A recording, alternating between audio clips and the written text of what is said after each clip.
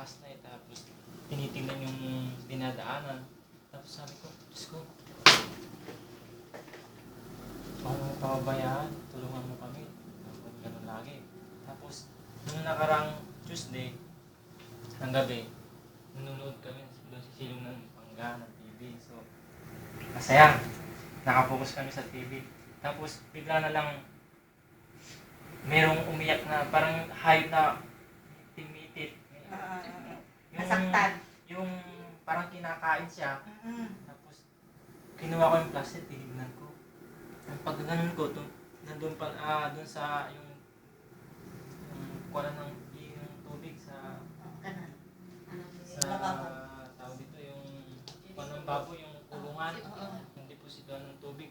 Hindi malamig doon. Nandun yung ahas pala. Nakapulipod kasi yung flooring niya gawa sa kawayan. So nandun, nakapulupod. Tapos yung kinakain niya pala yung patang ulo sabi niya. Yung kalaka. Kinakain na nun to. Nakita ko, yun. Tapos tinawag ko yung mga tito ko, pinalibutan namin. Tapos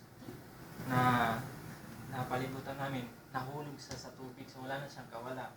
So wala namin na Napatay na talaga. napatay na doon. Tapos mula noon, so nagpapasalamat kami. Kasi salamat. Nawala na Wala na yung kaba namin kahit na may minintol. Okay.